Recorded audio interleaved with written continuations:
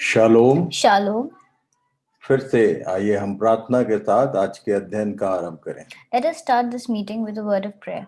प्रेमी परमेश्वर पिता, Dear Heavenly Father, प्रभु यीशु मसीह के नाम से in the name of Jesus Christ, आपकी क्षणों में आते हैं। we come at your feet. आपका धन्यवाद, आपकी बड़ाई प्रशंसा करते हैं। We thank you and exalt you आपने फिर से ये दिन हमें दिया that you have given us this day. और इसलिए हम अपने आप को, So we give ourselves, सारे इक्विपमेंट्स को all the equipments, और सारे पार्टिसिपेंट्स को आपके क्षणों में सौंपते हैं। and all participants at your feet.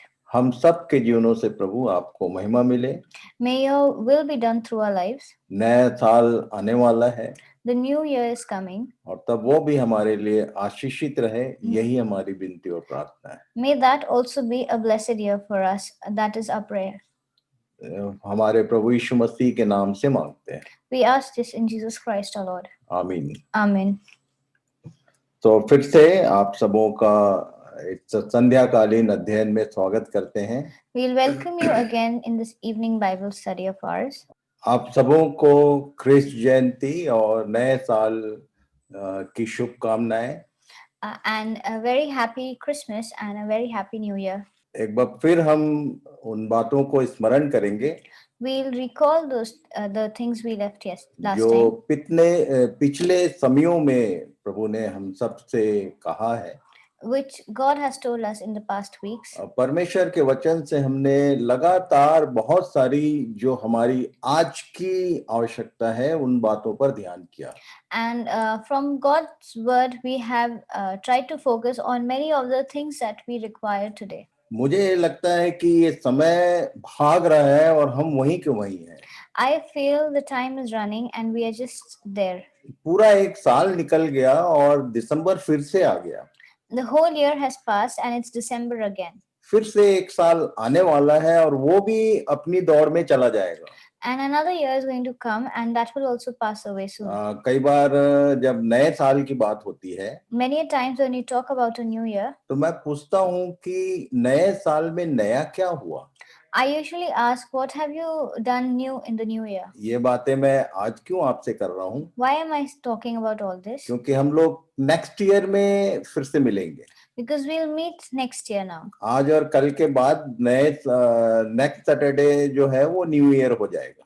And next session, that is next Saturday, will be in the new year.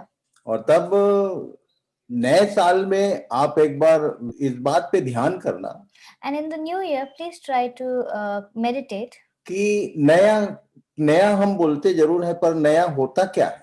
that we do call it a new year, but what is new in that year? घर वही होता है, The house is same, लोग वही होते हैं, the people are same, आप जहाँ हैं वहीं रहते हैं, wherever you are, you live there. और जो भी कपड़े खासकर जो बनाए होंगे नए, इस बार तो पता नहीं, चांस कम है, पर जो भी कपड़े हमने 25 तारीख के लिए बनाए हैं वो भी नेक्स्ट सैटरडे तक पुराना हो जाएगा। And whatever new clothings we might have made for Christmas will become old by next year. और तब ये जो नया साल का कॉन्सेप्ट है, This concept of new year, Bible का क्या है? what is it according to the Bible? इसको नेक्स्ट जब सैटरडे हम स्टार्ट करेंगे वहां मैं बताऊंगा When we'll start it in the new year, I'll tell you there. कि बाइबल के अनुसार न्यू ईयर सेलिब्रेट करना चाहिए या नहीं करना चाहिए, According to the Bible, should we celebrate a new year or not? या यूं कहूं मैं कि न्यू ईयर शुरू कैसे होता है,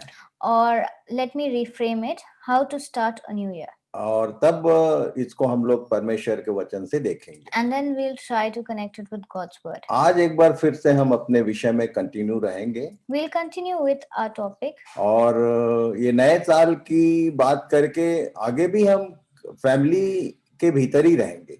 And after the topic of the new year, we will continue with the topic of family. तो मैंने लास्ट टाइम होमवर्क दिया था Last time I had given a homework कि एज अ मैन, एक मनुष्य मेल पर्सन होके हमारी घर से बाहर क्या क्या जिम्मेदारियां हैं, सोशल एंड स्पिरिचुअल, उस पे आप लोग होमवर्क करना।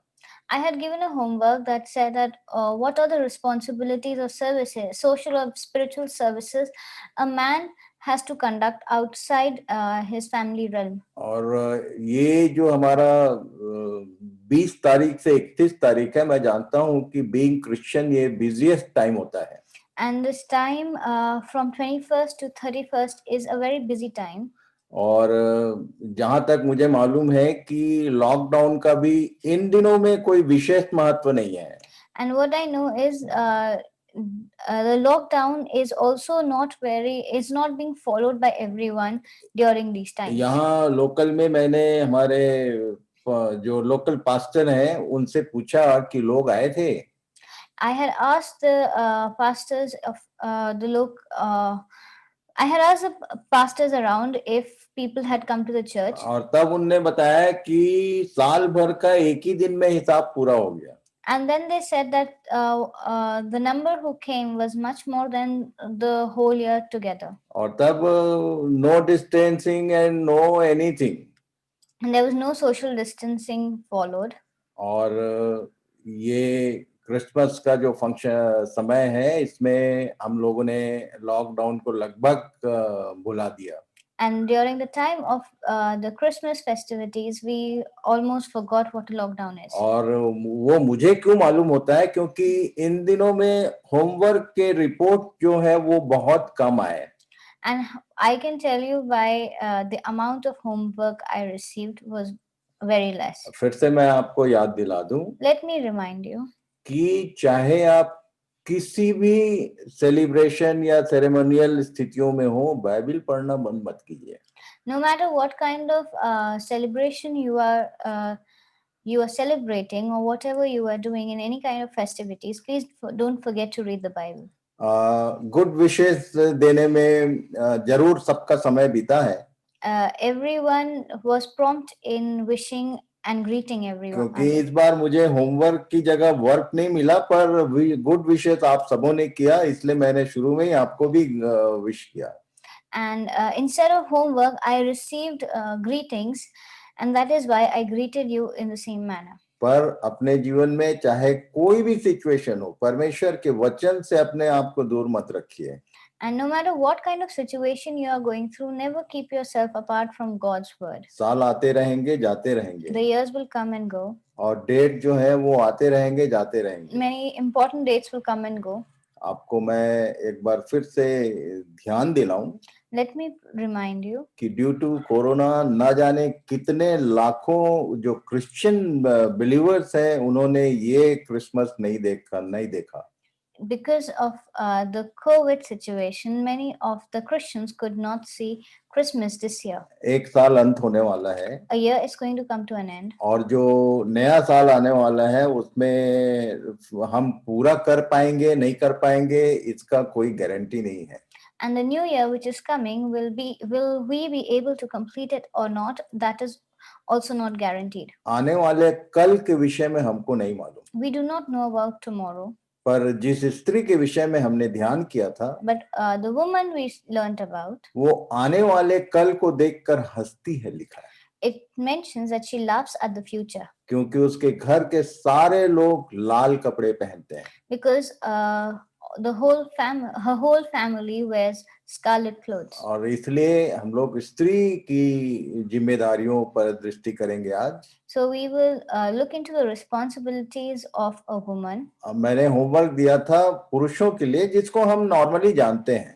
I had given a homework for men which we all know about. पुराने जमाने में याजक हुआ करते थे और प्रॉफिट होते थे और राजा होते थे जो परमेश्वर के द्वारा नियुक्त किए जाते थे. They used to be kings, prophets, priests. और तब नए नियम में पास्टर्स हुआ करते हैं, अपोस्टल्स होते हैं और बिशप्स होते हैं. ये भी हमने यदि आप ध्यान करेंगे तो आपको सब मालूम होगा. And in the New Testament there are bishops, pastors, and these are the evangelists. These are the people in the New Testament. पर स्त्रियों की जब बात होती है, but when we talk about women, तो बहुत सारे लोगों के भीतर एक बहुत बड़ा कंफ्यूजन है. then a lot of people are confused. वो लेते हैं कि स्त्री को घर के भीतर ही सारे अधिकार हैं, पर कलीसिया में या सभा में या चर्च की एक्टिविटीज में स्त्री को काम करना चाहिए या नहीं करना चाहिए, इसके विषय में बहुत बार लोग मेरे से प्रश्न पूछते हैं. People know that women can work. People usually say that women should be confined to a house or to a home and look after their family. And many people ask me questions about what role can a woman play in the church or in an assembly. Specially जो स्त्री है, घर की जो पत्नी है या माँ है, वो सर्विस पे जा सकती है, उसके लिए कोई क्वेश्चन मार्क नहीं है. And the woman of the house can go for a service or can go to work. There is no doubt about that. पर चर्च सर्विसेज के लिए बहुत बार क्वेश्चन मार्क होता है. But for the church services, there are always questions which arise. मैं आपको वचन से कुछ बातें उसके विषय में जरूर बताऊं. I want to tell you about something from the Bible for this. क्योंकि इसके विषय में शंकाएं होती हैं. Because there are doubts about it. गिनती की पुस्तक 6 अध्याय उसके 2 और 3 पद को पढ़ेंगे. We'll read Numbers 6:2-3. लिखा है, इस्राएलियों से कह कि जब कोई पुरुष व स्त्री नाजीर की मन्नत अर्थात अपने को यहोवा के लिए न्यारा करने की विशेष मन्नत माने, तब वह दाख मधु आदि मदिरा से न्यारा रहे. वह न दाख मधु का न और मदिरा का सिरका पिए और न दाख का कुछ रस भी पिए, वरन दाख न खाए, चाहे हरी हो चाहे सूखी. And the Lord spoke to Moses, saying, Speak to the people of Israel and say to them, when either a man or a woman makes a special vow, the vow of a Nazirite, to separate himself to the Lord, he shall separate himself from wine and strong drink. He shall drink no vinegar made from wine or strong drink, and shall not drink any juice of grapes or eat grapes, fresh or dried. सबसे पहली बात यह है कि बहुत सारे लोगों को नाजीर की परिभाषा शायद मालूम है कि नहीं है. And the first thing here is many people do not know the meaning of the word Nazirite. और तब यहाँ पर परमेश्वर ने मूसा के द्वारा ये नियम दिया. And then God gave this rule or law through Moses. तो पहला होमवर्क ये है कि पहले तो आप इस विषय पर ध्यान कीजिए कि नाजीर कौन होता था. But the first homework is that you have to meditate or understand what a Nazirite is. और तब नाजीर के लिए कहा गया कि चाहे वो पुरुष हो चाहे स्त्री हो. And then for a Nazirite it said, be it a man or a woman. मतलब नाजीर जो है वो पुरुष भी हो सकता है और स्त्री भी हो सकती है. That a Nazirite can be a man or a woman. दूसरा होमवर्क ये है कि कौन ऐसी स्त्री है या कौन ऐसा पुरुष है जो बाइबल में नाजीर गिना गया या गिनी गई. I mean, you have to find out who has been, or who is a man, who is the man or a woman who has been counted or has been a Nazirite according to the Bible. पुरुषों में कौन नाजीर हुआ और स्त्रियों में कौन नाजीर हुई. And who was a Nazirite man and who was a Nazirite woman. इसको खोजिए आप. You have to find this out. अभी हम लोग नए साल में एक स्टेप और ऊपर जाने का प्रयास कर रहे हैं. In the new year, we are trying to move forward, or we are going to level up. आप होमवर्क करेंगे तो आपको एक एक स्टेप परमेश्वर ऊपर उठाएगा. And if you do your homework, then God is going to lift you up. उसके बाद स्त्रियों की जो सेवाएं हैं उस पर हम ध्यान कर रहे हैं. निर्गमन 38 के 8 पद को देखेंगे. We'll read Exodus 38:8 and try to understand the other responsibilities of a woman. Again, यहाँ पर स्त्री के विषय में कुछ लिखा हुआ है. Again, it mentions about a woman. और उसने हौदी और उसका पाया दोनों पीतल के बनाए, या मिलाप वाले तंबू के द्वार पर सेवा करने वाली महिलाओं के दर्पणों के लिए पीतल के बनाए गए. He made the basin of bronze and its stand of bronze from the mirrors of the ministering women who ministered in the entrance of the tent of meeting. एक स्त्रियों की एक सेवा ये भी है और यहाँ पर एक विशेष बात लिखी हुई है.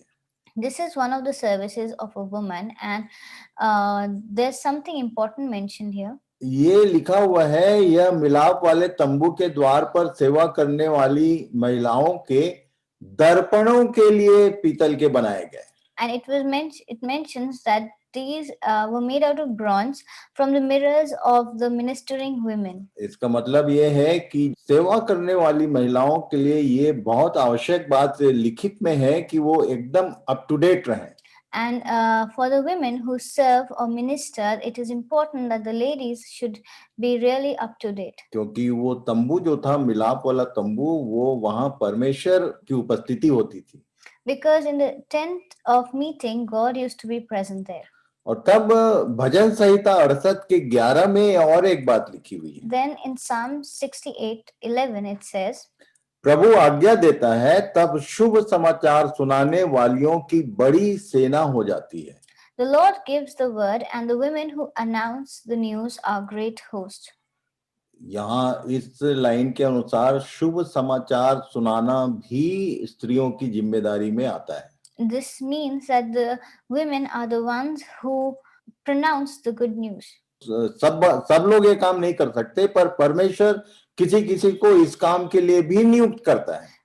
Not everyone can do this, but God is the one who gives the word, and the women have to announce the good news. आप मेरे साथ साथ नोटिस करते जाइए कि स्त्रियों की क्या-क्या जिम्मेदारियां हैं।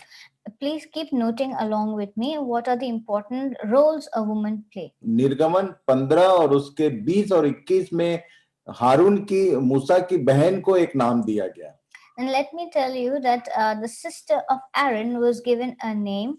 This is in Exodus 15, 20 and 21. हारून की बहन मरियम नाम नबिया ने हाथ में डफ लिया और सब स्त्रियां डफ लिए नाचती हुई उसके पीछे होली, और मरियम उनके साथ यह टेक गाती गई कि यहोवा का गीत गाओ, क्योंकि वह महाप्रतापी ठहरा है, घोड़ों समेत सवारों को उसने समुद्र में डाल दिया है। Then Miriam, the prophetess, the sister of Aaron, took a trampoline in her hand, and all the women went out after her with their trampolines and dancing, and Miriam sang to them, "Sing to the Lord, for he has triumphed gloriously.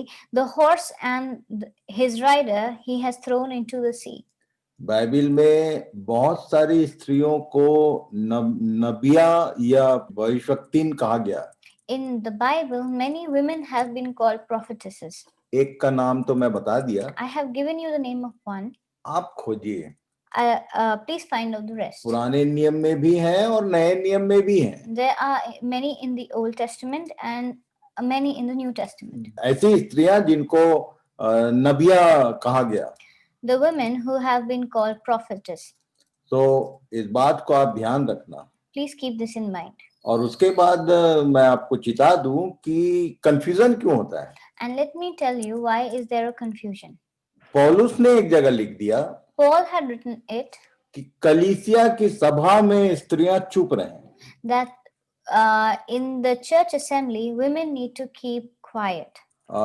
कलीसिया अलग शब्द है और कलीसिया की सभा अलग शब्द है। Church is different and the assembly of church is different.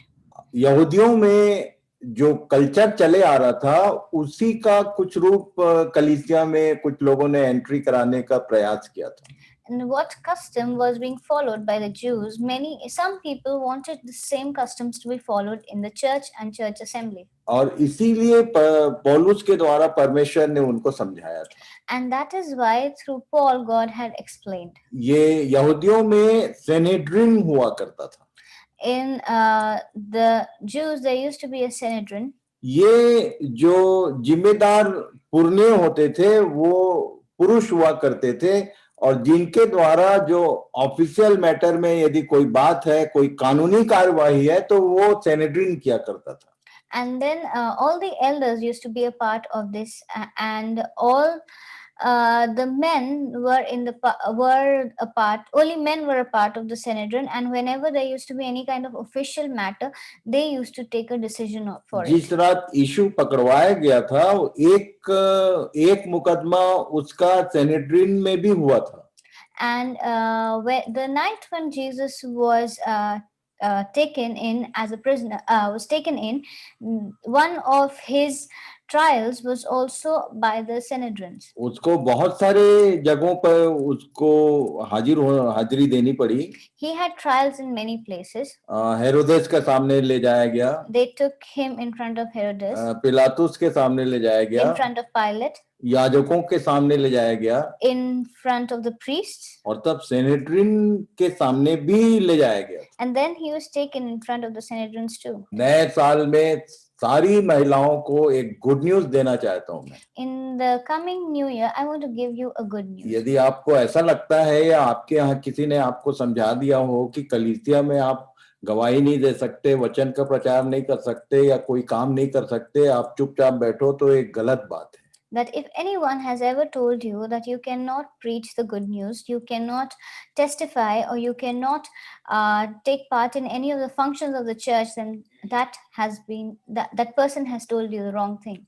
पौलुस ने हेडशिप को मैनेज करते हुए वो बात लिखा Paul had written that to manage the headship, कि तुम पुरुषों पर कानूनी कार्यवाही नहीं कर सकते, that you cannot have a lawful trial over a man. और तब ये जो कलीसिया की सभा होती थी वो कानूनी कार्यवाही के लिए कमेटी जो होती है उसकी बात कर रहा था। And what he was talking about was the assembly which was talking about the trials, or a committee which led the trials. अनुशासन के लिए जो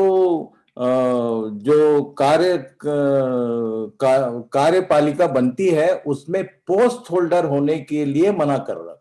And for administration and governance, the committee which is led, for that he said that do not hold a post. पर उसने प्रार्थना करने या गवाही देने या वचन का प्रचार करने के लिए मना नहीं किया। But he never said that one is not supposed to pray or testify or preach. आप नाजीर भी हो सकते हो, You can be a Nazarite, आप भविष्यक्तिन भी हो सकते हो, you can be a prophetess, और यदि प्रभु ने आपको आदेश किया हो तो आप वचन का प्रचार भी कर सकते हो। and if God has guided you, then you can also be a preacher. आगे हम लोग देखेंगे We'll see when we move forward कि यीशु मसीह के पुनरुत्थान का समाचार सबसे पहले स्त्रियों ने चेलों को दिया।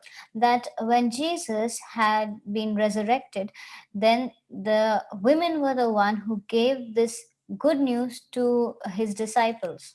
इसको बोलता हूं मैं प्रीचिंग ऑफ द रिजरेक्शन। ये महिलाओं के द्वारा चेलों को मिला। I usually say the preaching of the resurrection was something that was done by the women to the followers. चेलों से पहले मसीह ने स्त्रियों को दर्शन दिया। Before his own disciples, Jesus appeared in front of the women. इसके इक्विवेलेंट आपको मैं बोल सकता हूं कि विजन पुरुषों से पहले स्त्रियों को मिल सकता है यदि आप चाहें।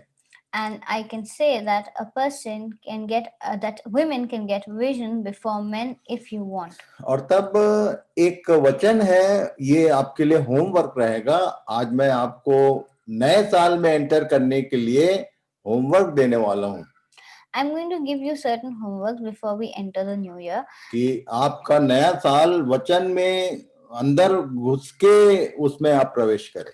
That your new year should be when you have should be along with reading of the Bible. एक छोटे भविष्यवक्ता ने, मैंने बताया था कि 5 बड़े भविष्यवक्ता हैं और 12 छोटे भविष्यवक्ता हैं। I have told you that there are 5 big prophets and there are 12 minor prophets. और तब एक छोटे भविष्यवक्ता ने एक बात कहा। Then a minor prophet has said, सियोन में नरसिंगा फूंको, उपवास का दिन ठहराओ, महासभा का प्रचार करो, लोगों को इकट्ठा करो, सभा को पवित्र करो, पुरनियों को बुला लो, बच्चों और दूध पीओं को भी इकट्ठा करो, दूल्हा अपनी कोठरी से और दुल्हन भी अपने कमरे से निकल आए।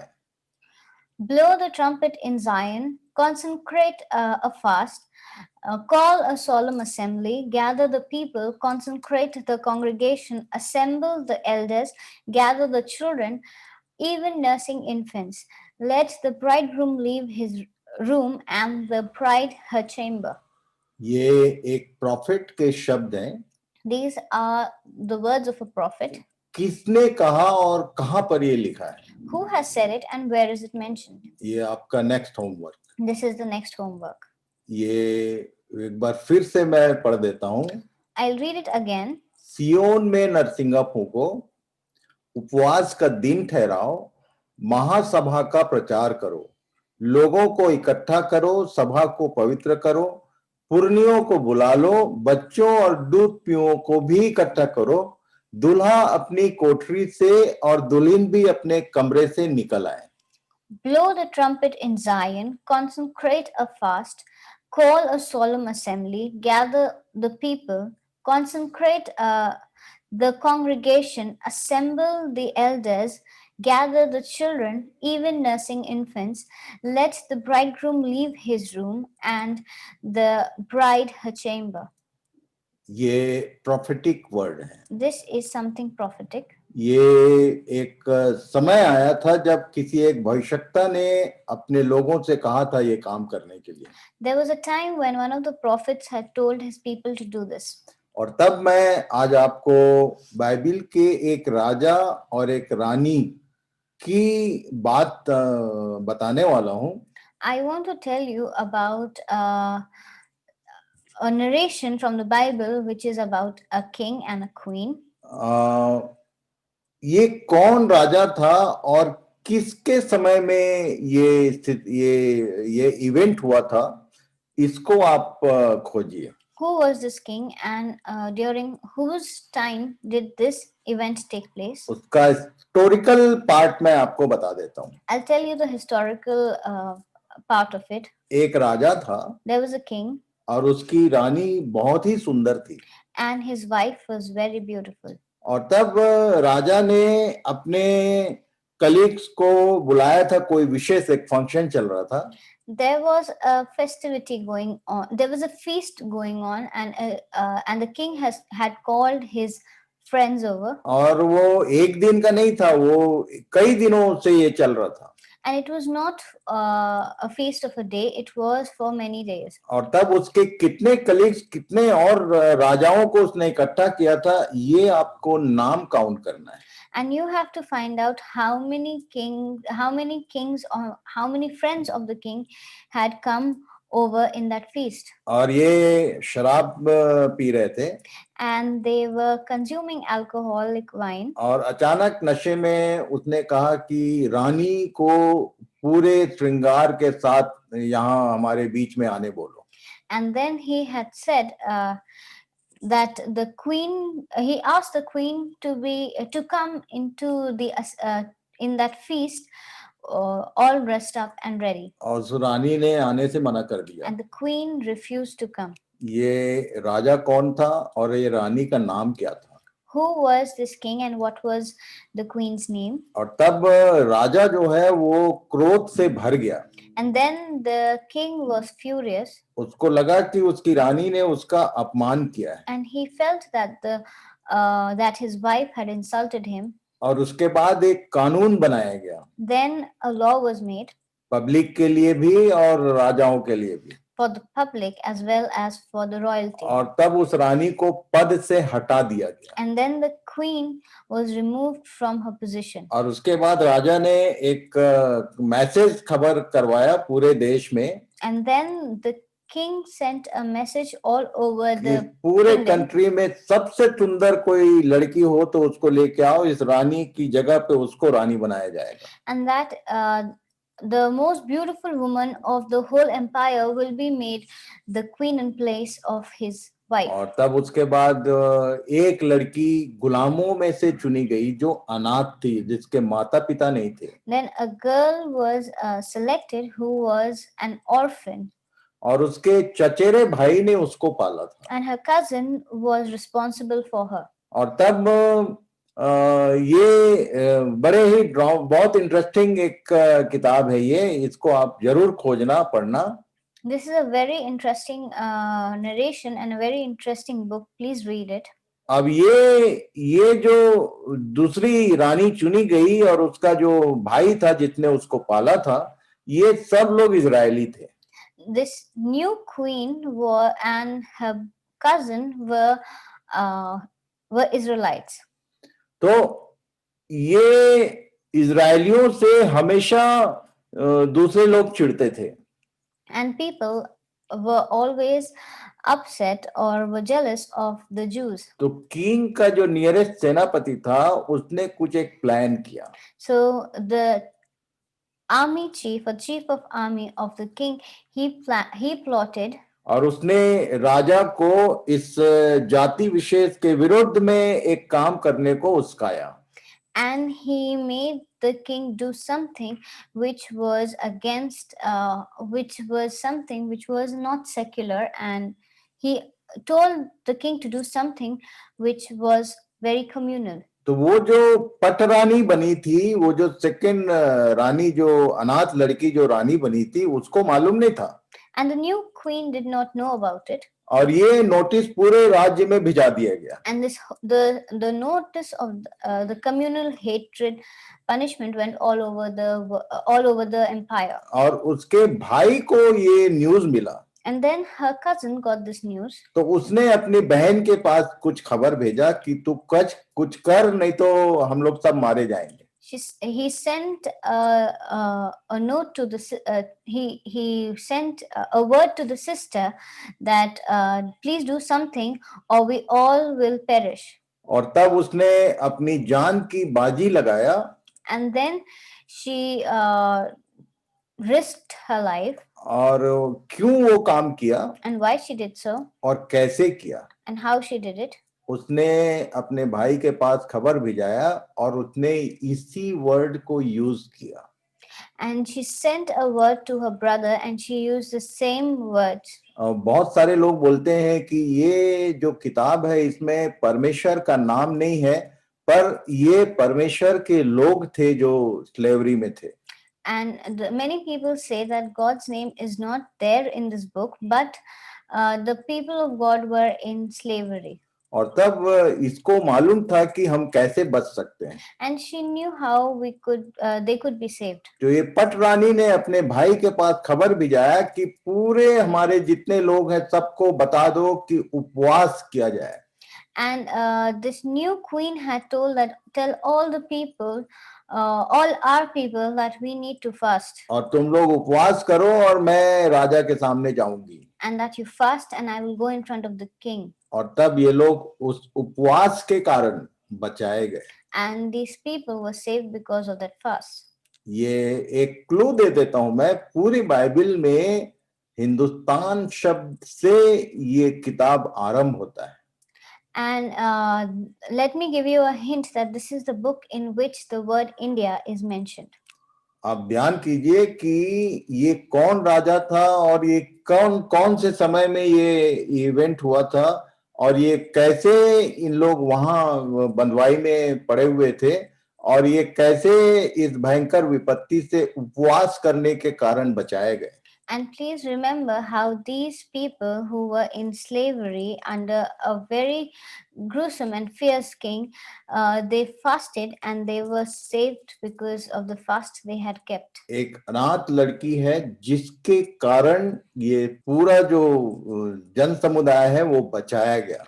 This was the orphan girl because of whom the whole of the Jewish or the Israelite people were saved. इस स्त्री के काम का वर्णन करती है, एक स्त्री के काम की ये कहानी है पूरी. And this book is about the responsibility of or the service or the duty of one woman who changed the history. इसका मतलब ये है कि इवन पॉलिटिकल वे पे भी राज्य के भीतर भी एक स्त्री जो है वो अपने लोगों के लिए आशीष का कारण बन सकती है. This basically means in a political way also a woman can be a cause of blessing for the people. कौन राजा था, Who was the king, कौन सी किताब है ये, which book is it, और उसकी पहली रानी कौन थी, who was the first queen, दूसरी रानी कौन है, who was this new सेनापति queen, का नाम क्या है, what is the name और of the army chief, और उस भाई का नाम क्या है. and what is the name of the brother. ये पूरी बातों को आप होमवर्क के रूप में पढ़िए. And this is the homework. उसके बाद स्त्रियों के जब सर्विस की बात आ रही है, And when the service of women comes in, तो एक पूरी किताब है जिसको सुलेमान ने लिखा, there's one whole book which is written by Solomon. जिसको जल्दी लोग पढ़ते नहीं है, बोलते हैं कि बहुत बेकार किताब है।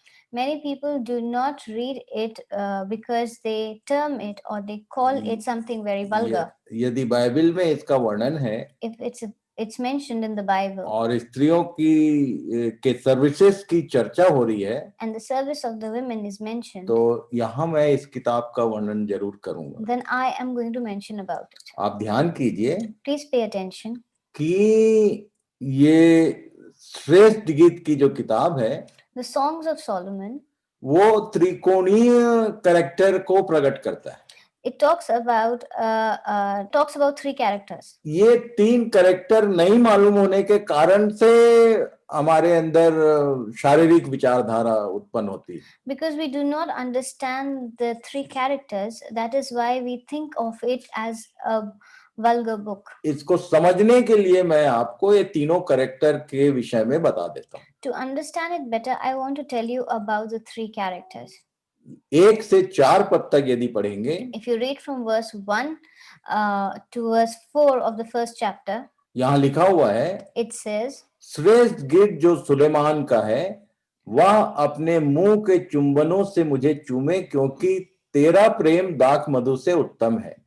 तेरे भांति भांति के इत्रों का सुगंध उत्तम है। तेरा नाम उंडेले हुए इत्र के तुल्य है। इसलिए कुमारियां तुझसे प्रेम रखती हैं। तू मुझे खींच ले, हम तेरे पीछे दौड़ेंगे। राजा मुझे अपने महल में ले आया है। हम तुझ में मगन और आनंदित होंगे। हम दाख मधु से अधिक तेरे प्रेम की चर्चा करेंगे। वे ठीक ही तुझसे प्रेम रखती हैं। The Songs of Song, which is Solomon's, let him kiss me with the kisses of his mouth, for your love is better than wine. Your anointing oils are fragrant. Your name is oil poured out. Therefore virgins love you. Draw me after you. Let us run. The king has brought me into his chambers. आप यदि Hindi Bible रखे हैं तो एक line पर mark कर लीजिए। If you have the Hindi Bible, please mark it. हम तेरे पीछे दौड़ेंगे। राजा मुझे अपने महल में ले आया है। Draw me after you, let us run. The king has brought me into his chambers. यहाँ पर ये जो प्रेमिका है वो निवेदन कर रही है। Here the female lover is requesting, और वो कंप्लेन भी इसमें है। and there's a complaint also. English में ज्यादा बेहतर लिखा हुआ है। It is better, it is mentioned better in English. वो बोल रही है, draw me after you. She says, draw me after you. तो हम तेरे पीछे दौड़ेंगे। तो मुझे अपने महल में राजा उठा के ले आया है।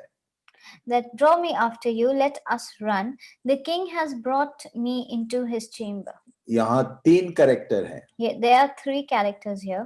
इसका जो प्रेमी है वो महल के बाहर भेड़ चरा रहा है। The lover, her lover is outside, who is tending sheep outside the palace. और ये जो राजा है उसने उसकी प्रेमिका को किडनैप कर लिया है। And the female lover has been kidnapped by the king. 3 main character है। There are 3 main characters. एक प्रेमिका है, One is the lover. जो महल में कैद है। One is a woman who is captured in the palace. और उसका प्रेमी जो है बाहर ऑन ड्यूटी है, भेड़ चढ़ा रहा है। And her lover is outside, who is a shepherd.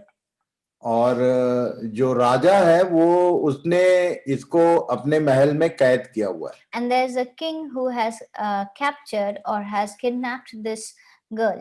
आप डायलॉग्स को जब पढ़ेंगे, When you read the dialogues, तो आप उसी को किसी इंग्लिश बाइबल में ये बात लिखी हुई है। in certain English Bibles it's mentioned. पर यदि आपके पास नॉर्मल विदाउट एनी हेडिंग वाली बाइबल है, But if you have a Bible which does not have headings, आप ध्यान से पढ़ेंगे तो समझ में आएगा। if you read very carefully, only then will you understand. इसके विषय में एक पद और आगे पढ़ लेते हैं। Let us read forward. 5 और 6 और 7 पद पढ़ेंगे। We'll read verses 5 to 7. हे यरूशलेम की पुत्रियों, मैं काली तो हूं परंतु सुंदर हूं, केदार के तंबुओं के और सुलेमान के पर्दों के तुल्य हूं। मुझे इसलिए न घूर कि मैं सांवली हूं, क्योंकि मैं धूप से झुलस गई। मेरी माता के पुत्र मुझसे अप्रसन्न थे, उन्होंने मुझको दाख की बारियों की रखवालीन बनाया, परंतु मैंने अपने निज दाख की बारी की रखवाली नहीं की। हे मेरे प्राण प्रिय, मुझे बता, तू अपनी भेड़ बकरियां कहाँ चराता है? दोपहर को तू उन्हें कहाँ बैठाता है? मैं क्यों तेरे संगियों की भेड़ बकरियों के पास घूंघट काढ़े हुई भटकती रहूं? I am very dark but lovely, O daughters of Jerusalem, like the tent of Kedar, like the curtains of Solomon. Do not gaze at me because I am dark, because the sun has looked upon me. My mother's sons were angry with me. They made me keeper of the vineyards, but my own vineyard I have not kept. Tell me, you whom my soul loves, where you pasture your flock, where you make it lie down at noon. For why should I be like one who wails herself beside the flocks of your companion? ये फिर से अपने विषय में कुछ बोल रही है और अपने प्रेमी के विषय में कुछ बोल रही है। And here again she's talking about herself and her lover. लिखा है कि मुझे मेरे भाइयों ने भी दाख की बारियों की रखवालीन बनाया था, पर मैंने उस काम को पूरा नहीं किया। Here she says that my brothers had made me the keeper of the vineyards, but I have not looked after my own vine. और चूंकि मैं दाख की बारी में काम करने वाली हूँ, इसलिए धूप के कारण मैं सांवली हूँ। And because I work in the sun or under the sun, and I work on the fields, that is why I'm tanned, I'm dark. और तब वो अपने प्रेमी के लिए कह रही है कि तू कहाँ मिलेगा मुझे? And she is asking her lover, where will I find you? मैं आपको इसका कॉन्सेप्ट समझा देता हूँ। Let me explain the concept. कि सोलोमन जो है, कि ये जो राजा है, ये शैतान के रोल में है यहाँ पर। That the king over here is Satan. जिसने प्रेमिका को अपने गिरफ्त में, अपने महल में कैद कर रखा है। Who has kidnapped the girl. और उसका जो प्रेमी है वो बाहर भेड़ों को चला रहा है। And her lover is tending sheep outside. तो मैं आपको बता दूं कि ये चरवाहा और कोई नहीं, महान चरवाहा हमारा प्रभु यीशु मसीह है। But let me tell you that this shepherd is no other than the good shepherd, that's Jesus. और राजा का महल ये संसार है। And the palace of the king is this world. और राजा जो है वो शैतान है। And this king is Satan. और ये जो स्त्री है, ये जो प्रेमिका है, ये कलीसिया है। And this woman or this girl is the church. ये तीन कैरेक्टर को यदि ध्यान में रख के आप इस पूरी किताब को पढ़ेंगे तो आपको आनंद आएगा। If you keep these three characters in mind and read the songs of Solomon, then you will enjoy the book. कलीसिया का मन महल में नहीं लग रहा है। The church is not accepting or does not like the palace. और ये जो पैलेस है ये संसार है। And this palace is the earth. जहाँ शारीरिक सारी सुख सुविधाएं हैं। Where everything is there, all kinds of things are there. पर जो सही मानों में जो कलीसियाई लोग हैं, उनका मन अपने प्रभु के ओर लगा हुआ है। But the people who are lovers of God or who really want to meet God are or want to meet the shepherd are ones who are concentrating on the shepherd. और तब शैतान चाहता है कि ये जो जिसको उठा लाया है वो मेरी ओर अपना ध्यान लगाए। And this evil king wants that this girl should like him or should love him. और इसीलिए वो संसार की चीज वस्तुओं में हम जो कलीसियाई लोग हैं हमको गुम करने का प्रयास करता है. And that is why he tries to engage us in worldly pleasures.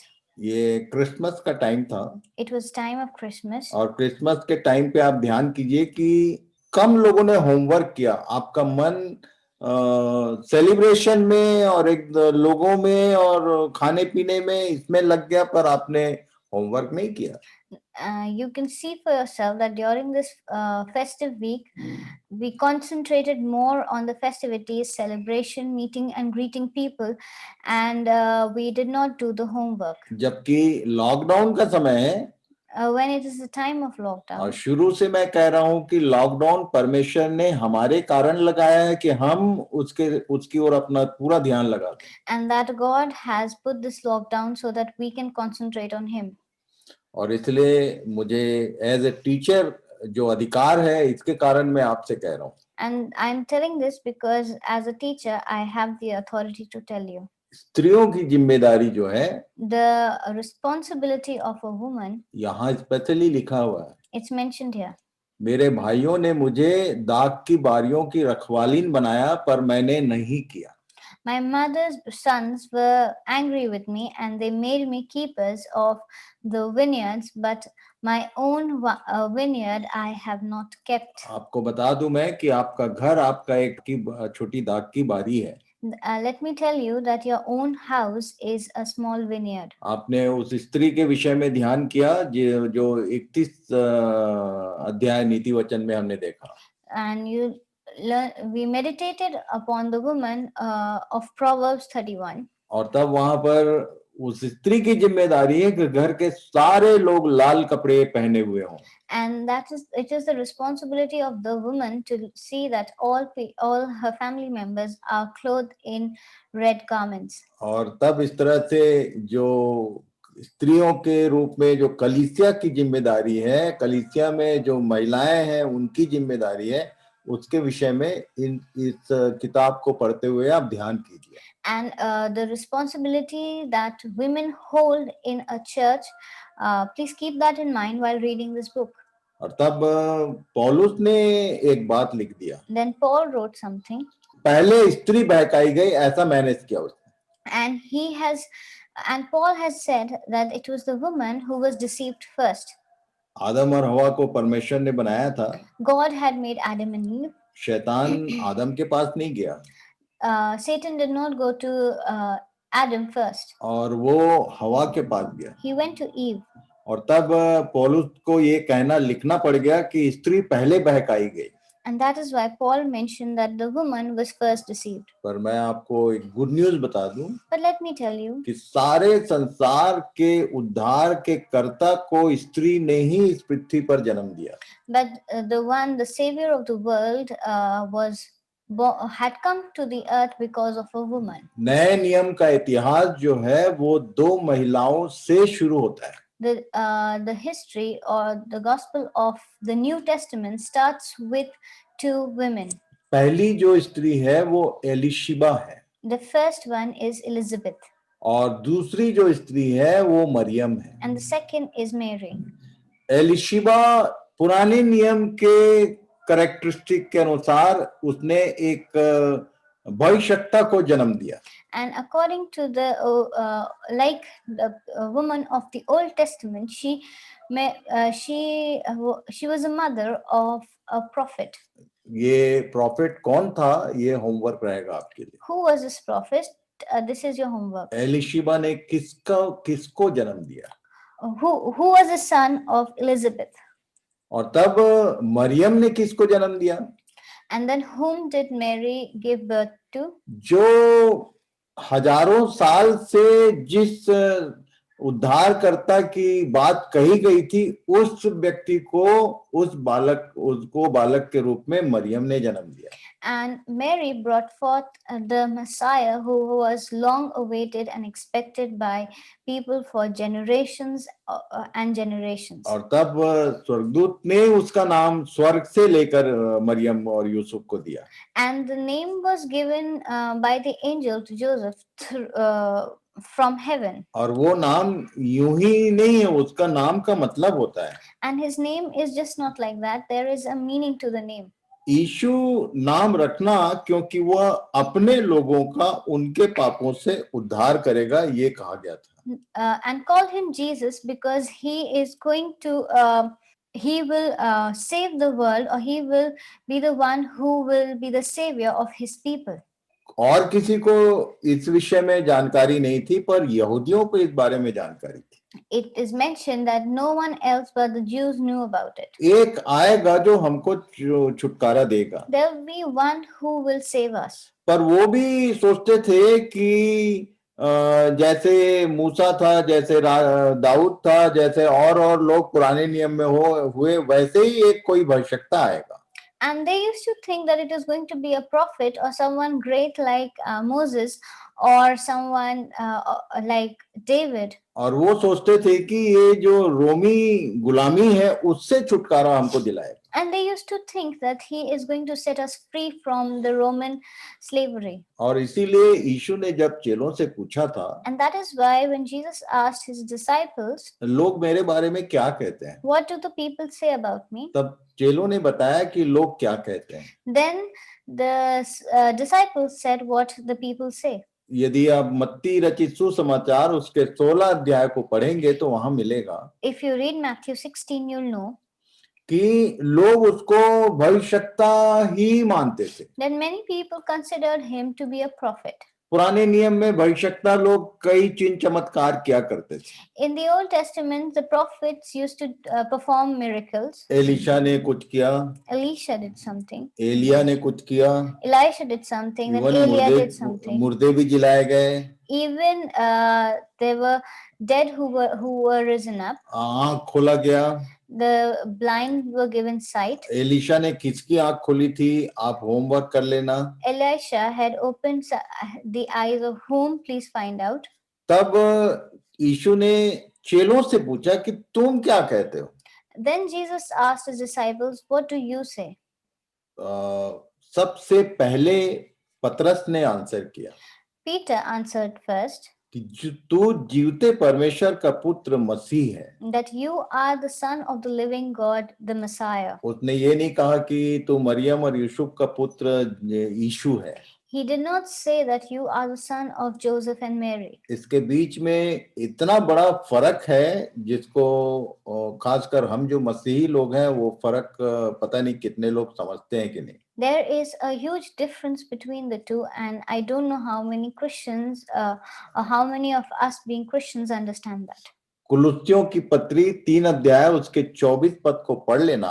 Please read Colossians 3:24. वहां पर लिखा हुआ है हम मसीह प्रभु की सेवा करते हैं. That it mentions that we serve Christ the Lord. प्रभु यीशु मसीह नहीं बोला उसने. He did not say Lord Jesus Christ. मैं जब उस लाइन को पढ़ रहा था, when I was reading that verse, प्रभु मसीह क्यों लिखा है, why has it mentioned Lord Christ? मैंने इंग्लिश में भी देखने का प्रयास किया. I tried to find out in English. अभी ये जो क्रिसमस गया, this Christmas which has passed, हमने ना मसीह के विषय में ध्यान किया है और ना ही प्रभु के बारे में ध्यान किया है. We have not concentrated either on the Messiah or the Lord. मसीही विश्वास के अनुसार पूरे वर्ल्ड में ये यीशु का जन्मदिन था.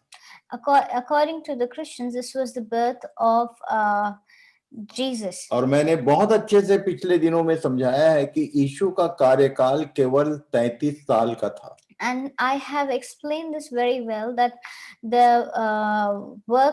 the time period of Jesus was only 33 years. और यहीं पर जब चेलों से बात कर रहा था वो, तो उसने पतरस से और बाकी चेलों से एक बात कहा था। And here, when he was talking to his disciples, he said something to Peter and the other disciples. जब जब पतरस ने कहा कि तू जीवते परमेश्वर का पुत्र मसीह है, तो यीशु ने कहा कि ये किसी से कहना मत कि मैं मसीह हूं।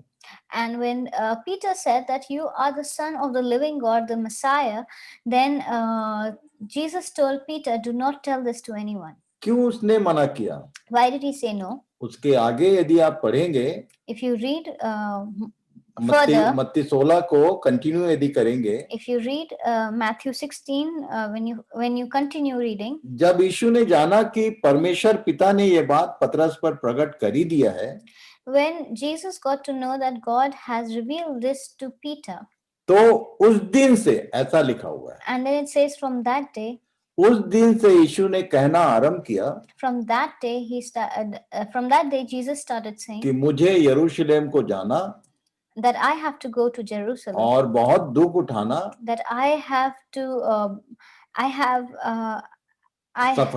suffer, और मारा जाना आवश्यक है, that I have to die I also have to die, and that cannot be changed. जब उसने फाइनल कंक्लूड किया कि मेरे को मरना तो है ही, then he finally said that I have to die, तो पतरस को बड़ा प्रेम और आदर उत्पन्न हुआ, और सबसे सीनियर वही था, वो उसको अलग ले जाके डांट रहा था।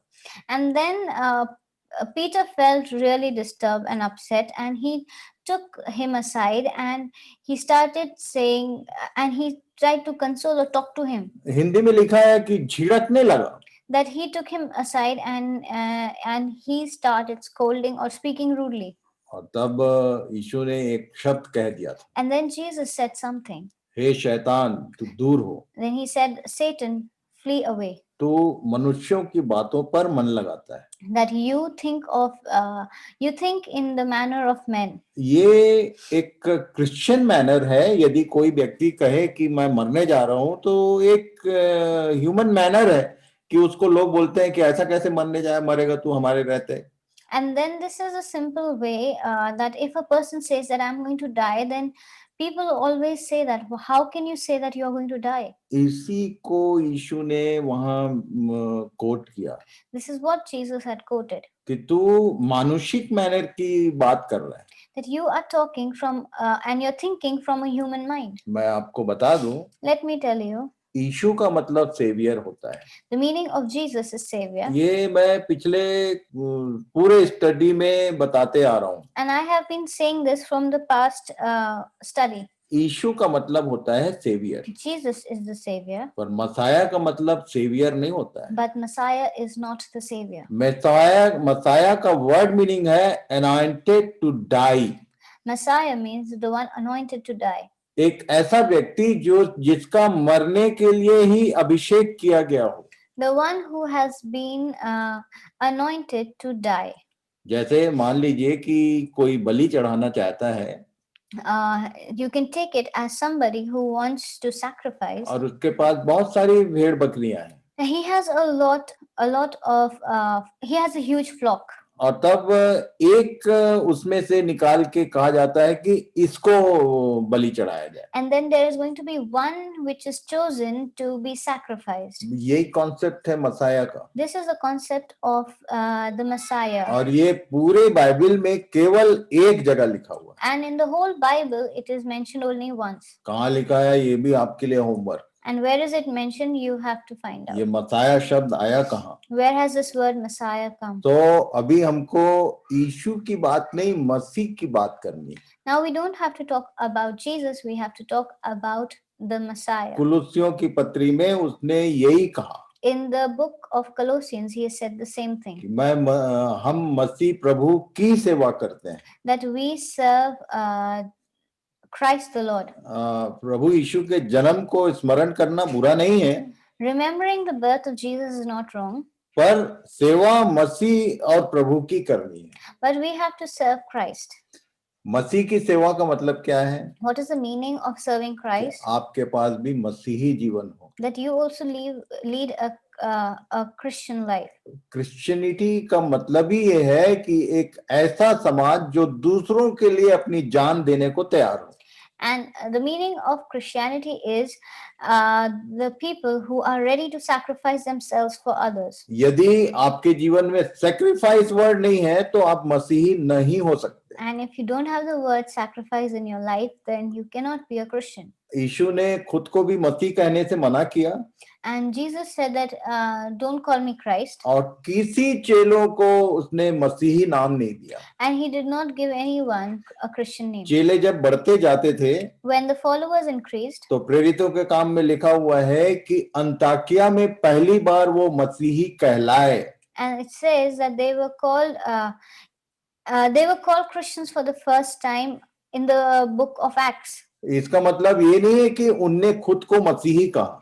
And it is not the first time that they call themselves as Christians. उनके काम मसीह शब्द को प्रकट करते थे। And their words because of their works they were known as Christians. कैसे? How? आपको मैं थोड़े शब्दों में समझा दूं। I want to explain in a few words. उन दिनों में लोग भयंकर रूप से सताए जाते थे। In those days they were persecuted. ये भयंकर रूप से जो मैं वर्ड यूज कर रहा हूँ आप हिस्ट्री देख लेना आपको समझ में आएगा। Why am I using the word gruesome persecution? You can find out in the history. उसमें लोग मार डाले जाते थे, People were killed, घर जला दिए जाते थे, the houses were burned, बच्चे अनाथ हो जाते थे, स्त्रियां विधवा हो जाती थी the children were orphaned, the women were widowed. और तब कलीसिया के जो बचे हुए लोग होते थे वो उनकी जिम्मेदारी अपने ऊपर लेते थे। And the Christians who were left, or the people of the church who were left behind, they used to take the responsibility of the widowed and the orphans. और इसी बात को देखकर लोगों ने कहा कि ये मसीही हैं। And looking at this, people call them the Christians. आप अपने सर्टिफिकेट्स में अपने जो आपका रिकग्निशन का जो भी पेपर है उसमें धर्म की जगह पे क्रिश्चियन लिखते हैं। And in the place of religion, we mention the word Christian. आपके लिखने से आप क्रिश्चियन नहीं हो सकते। By writing, we don't become Christians. जीवन बताता है कि आप मसीही हैं या नहीं। The life we lead proves whether we are Christians or not. क्या आपने अपना सारा जीवन मसीह के लिए दे दिया है? Have you dedicated your whole life to Christ? कि आप दूसरों की सेवा करें? That you can serve others. यीशु ने जब अपने आप को चढ़ा दिया तब उसको ये मसीह नाम दिया गया। When Jesus was hung on the cross, or when he sacrificed himself, then he was given the name Christ. ये कहाँ लिखा है बाइबल में ये भी आप होमवर्क करिए। And where is it mentioned in the Bible? Please find it out. एक समय आया जब उसको परमेश्वर ने मसीह भी ठहराया और प्रभु भी, ऐसा लिखा हुआ है। And it mentions that there was a time when he was called Christ and the Lord. यीशु खुद से मसीह नहीं बना। And Jesus did not become Christ on his own. जब उसने दूसरों के लिए अपने आप को दे दिया, when he gave himself for others, उसके बाद परमेश्वर ने उसको मसीह नाम दिया। And then God gave him the title of Messiah. मसीह नाम रखने या देने का अधिकार केवल और केवल परमेश्वर का है।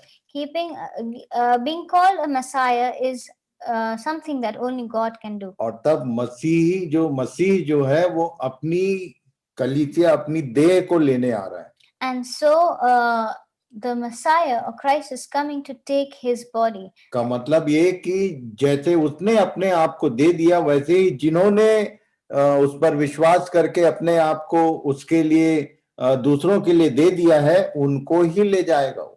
And this means that he is going, just like he gave himself up for others, he is going to take those people who have given themselves up for others. तो नए साल में आपको लोग मसीही कह सकें इसके लिए अपने आप को तैयार कीजिए। So I would say to you that for the new year, prepare yourself that people can actually call you a Christian. तो प्रभु आप सबों को इन विषयों में गंभीर होने में सहायता करें। May God guide you to and help you to be serious in these matters. So called Christian मत बनिए। Please don't be a nominal Christian. अपने नाम के आगे क्रिश्चियन जोड़ के क्रिश्चियन मत बनिए। Adding a Christian name before your name, don't try to be a Christian that way. जो ये 25 तारीख को या जैसा भी पैदा हुआ था उसने एक काम करके मसीह पद पाया। And the one who was born on this day was the one who did something, and he was called, and that is why he got the title of the नए Christ. साल में इस विचार के साथ प्रवेश कीजिए Please try to enter the new year with this thought, कि ये पदनाम आपको भी परमेश्वर देगा क्या? that will God give you this title too? क्या आप भी अपने आप को दूसरों के लिए दूसरों की सेवा में उपलब्ध करा सकते हैं? Can you be in the service of others? तो प्रभु इन सब बातों में आपकी सहायता करें। May God guide you in all these matters. एक बार फिर से आप सबों का धन्यवाद I would like to thank you again, and good night. and good night.